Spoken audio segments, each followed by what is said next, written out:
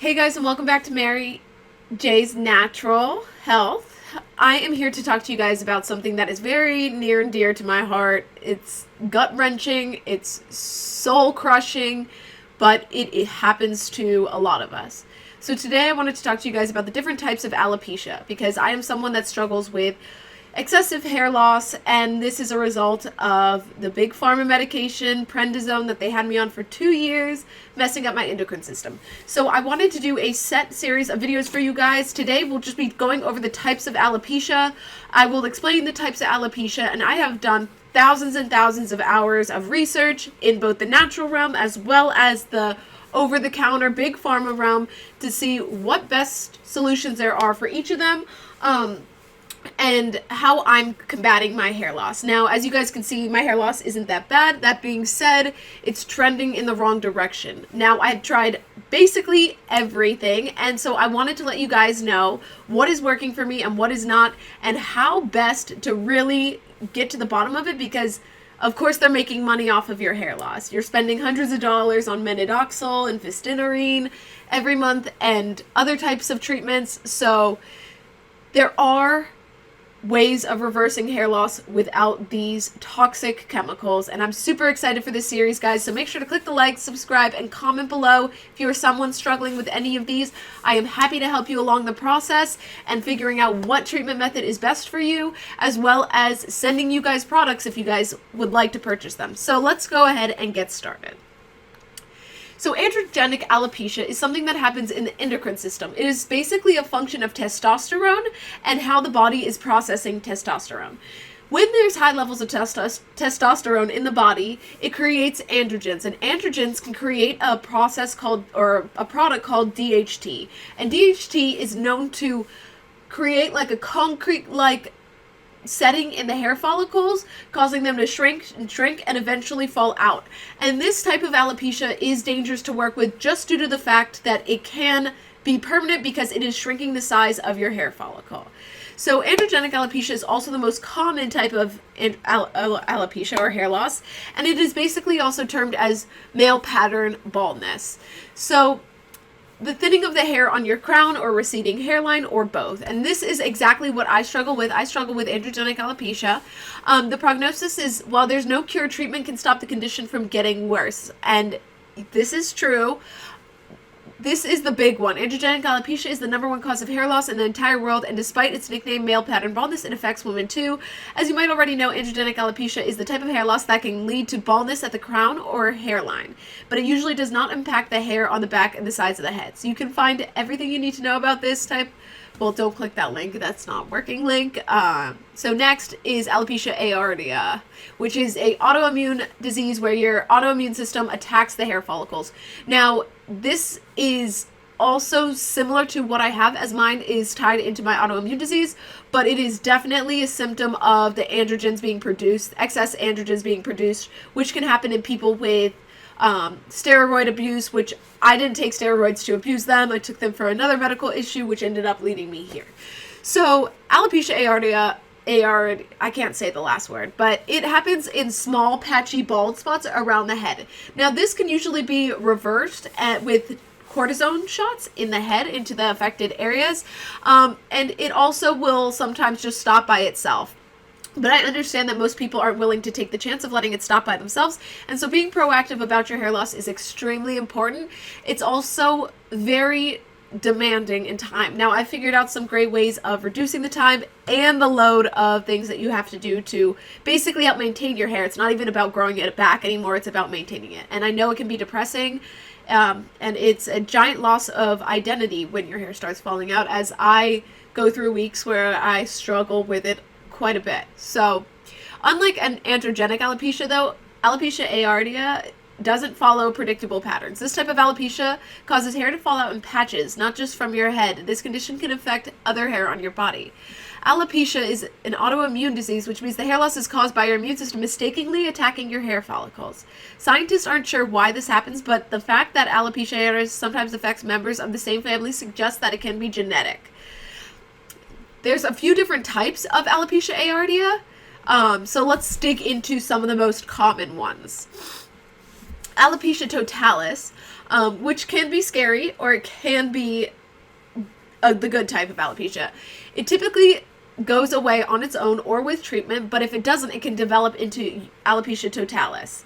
Alopecia totalis is when all the hair on your scalp falls out, and you can even lose your facial hair as well as the hair on your body. And alopecia universalis, which is the most advanced and the rarest form of alopecia, is causes all the hair on your body to fall out, including your eyebrows and eyelashes. And this terrifies me. I'm always so scared that this could be what's happening to me, as I have been losing some eyelashes.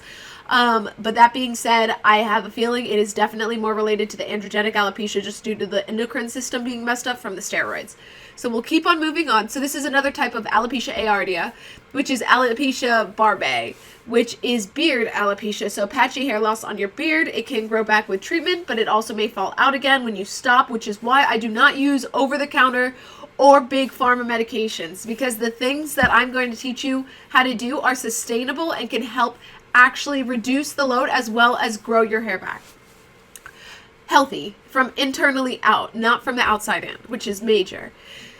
So this is what, when you get patches of hair loss on your beard instead of your scalp, one of the most persistent myths about male pattern baldness is that it affects beards.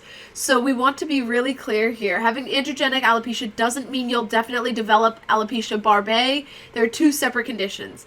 Now that you know that your beard, it probably isn't going to fall out, why not check out our guide to beard care that, again, is not a clickable link.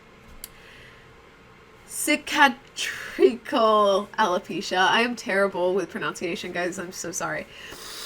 So this is hair loss that leaves scars under the surface of your skin. So this type of alopecia is not alopecia areata. It's a totally different type of alopecia, and this one is extremely soul-wrenching for the people that have it.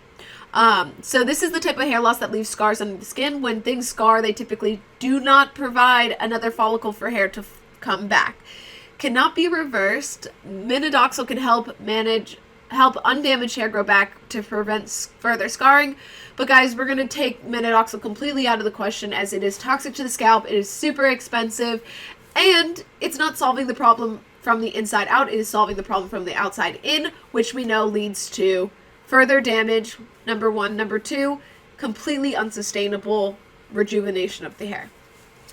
In this rare form of alopecia, also known as scarring alopecia, hair follicles on the scalp are destroyed by inflammation and replaced by scar tissue.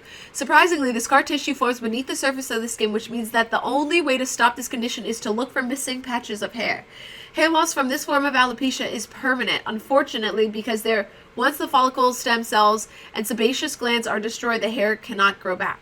There are a few subtypes of cicatricial alopecia, including frontal fibrosing alopecia, lichen planaris, and folliculitis decolorans. Oops. Okay, so yes, it's basically scarring of the skin underneath the hair loss, and that is causing your hair not to grow back, and it can be permanent. So this is definitely one that is one of the more scarier versions of alopecia. Oh, sorry, I'm so tired today, guys. Okay, postpartum alopecia. Now, this happens, and it happens for several reasons. Number one, hormonal imbalances after giving birth. Number two, the hormonal imbalance is happening after you stop your birth control. Now, one great form of stopping hair loss is birth control. So, guys, if you're already on it, stick with it. Now, the problem with using birth control to reverse hair loss is the fact that you get something called telogen effluvium, telogen effluvium, which is, again, major hair loss after you stop the birth control. So for me, I was way too scared to start birth control for all the side effects. Also, I decided to go ahead and move forward and try it because I was getting very scared about my hair. This did not work out well for me. My lips swole. My body was attacking the birth control as if it was some kind of foreign bioweapon in my body.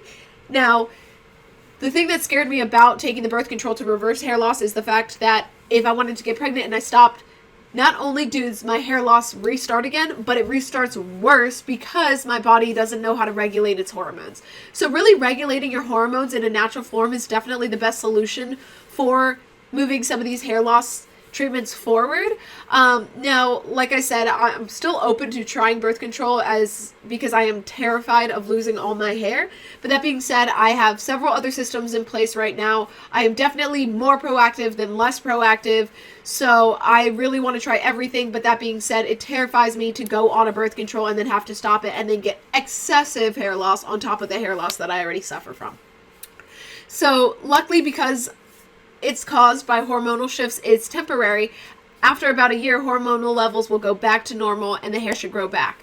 Now, this is usually 2 to 3 months after giving birth. When your hormones are fluctuating, you also go through a bit of depression typically after you have your baby, and that's a result, again, of hormonal imbalances in the body and its body's way of trying to get back into the right steps. But also, definitely, if you're having postpartum alopecia, make sure to check your nutritional deficiencies and make sure you're not like low on iron and some like folate and some other big name vitamin D. Definitely, that is a huge one for hair loss, is vitamin D and iron. So making sure you're not low on any of those things will be a great way of getting a kickstart and figuring out what kind of alopecia you have and how to reverse it. Traction alopecia is typically alopecia that is caused from wearing tight hairstyles. So it's a receding hairline alopecia or crown of the head, depending, because you can either wear braids, which usually can cause traction alopecia, or tight buns, which is why a lot of ballet dancers get alopecia. Now, treatment for this is usually reversible. It can cause permanent damage. A trip to the salon to manage the hairstyles and stuff and doing less demanding hairstyles on your head will definitely help you move away from some of these types of alopecia. But there are a lot of different types of alopecia. So keeping in mind that androgenic alopecia is the most common form, and we are going to dive way more into androgenic alopecia since it is the biggest form of alopecia, because there are several ways of reversing it and natural, sustainable ways. And I am showing just about every single possible way because I have read every article out there, guys. And when I say that, I'm actually probably not being sarcastic. I've actually read just about everything because it is gut-wrenching to start losing your hair. So, guys, these are the 7 different types of alopecia. Make sure to click the like, the subscribe, and comment below. I will be putting plenty of these videos out talking about teas to herbal medications to hair regrowth serums that you can make at home. They're all very sustainable, as well as, exercising, vitamins that are important to take during this hair loss treatment. New things that I've been trying, such as PRP, which I just finished my 3rd session, and my hair has never been at its worst, but it is at its worst. So I wish I had started that series earlier, but if you guys want to see the series, I will keep doing the PRP treatments. Make sure to click the like, the subscribe, and comment below, guys. Thank you so much for watching, and we will make it through this alopecia terrorizing nightmare together.